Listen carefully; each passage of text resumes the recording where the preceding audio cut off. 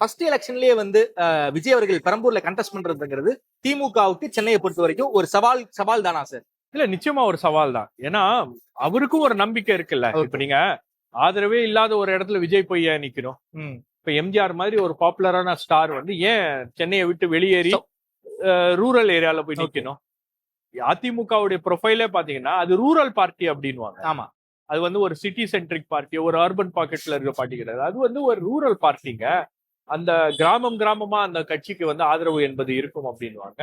இப்ப அதே மாதிரி ஒரு ப்ரொஃபைல் தான் டிவி கேக்கு இருக்கிறதா அப்படின்னு பாத்தீங்கன்னா, என்ன பொறுத்த வரைக்கும் எனக்கு கிடைச்ச இன்புட்ஸ்ல அதே மாதிரி நம்ம நண்பர்கள்ட்ட பேசுறது, இந்த சர்வே எடுக்கக்கூடிய டீம்ஸ் எல்லாம் இவங்கெல்லாம் பேசும்போது நமக்கு தெரிகின்ற ஒரு விஷயம் என்னன்னா, ரொம்ப வலுவாக அவங்களுக்கு வந்து ஆதரவு எங்க இருக்கு டிவி கேக்கு அப்படின்னு பாத்தீங்கன்னா, இந்த அர்பன் பாக்கெட்ல இருக்கு. அர்பன் செமி அர்பன் சென்டர்ஸ்ல தான் ரொம்ப அதிகமா இருக்கு. ஏ சென்டர், பி சென்டர்வாங்க சினிமா பாணியில சொல்ல போது. உங்களுக்கு அதே மாதிரி ரூரல்ல வந்து அவங்களுக்கு வந்து ஓரளவுக்கு அவங்களுக்கு வந்து ரீச் இருக்கு. ஆனா அந்த ரீச் வந்து ஒரு தொகுதியை ஜெயிக்கிற அளவுக்கு, ஒரு தொகுதியை வந்து அப்படியே ஒரு வேவ கிரியேட் பண்ற அளவுக்கு இருக்கா அப்படின்னா அது இல்ல. அப்போ எந்த இடத்துல அவங்களுக்கு வந்து ஒரு ஸ்ட்ராங் ஹோல்டு இருக்கிறதோ அங்கதான் ஒரு கட்சி போட்டியிடும். சென்னையில விஜய் நிக்கிறாரு, அதுவும் பெரம்பூர்ல நிக்கிறாரு, அது ஒரு திமுக கோட்டையான சென்னையில விஜய் நிக்கிறாரு அப்படின்னா அது வந்து ஸ்டேட் வைட் ஒரு மெசேஜ் அவர் கன்வே பண்றாரு. 9 எலெக்ஷன் அங்க வந்து டிஎம்கே ஜெயிச்சிருக்காங்க. டிஎம்கே கூட்டணியினர் எல்லாரும் ஜெயிச்சிருக்காங்க. அப்போ ஒரு மெசேஜ் வந்து ஒரு லார்ஜர் மெசேஜை கன்வே பண்றாருல, நான் தைரியமா திமுகவை எதிர்த்து இங்க நிக்கிறேன்.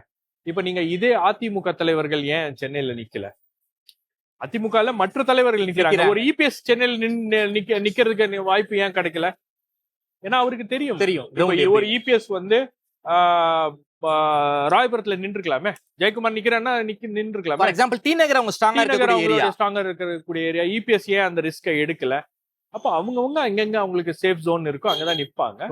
சென்னை எப்பவுமே வந்து உங்களுக்கு ஏடிஎம்கேக்கு அது வந்து பெரிய அளவுக்கு கை கொடுத்த ஒரு ஏரியா இல்ல.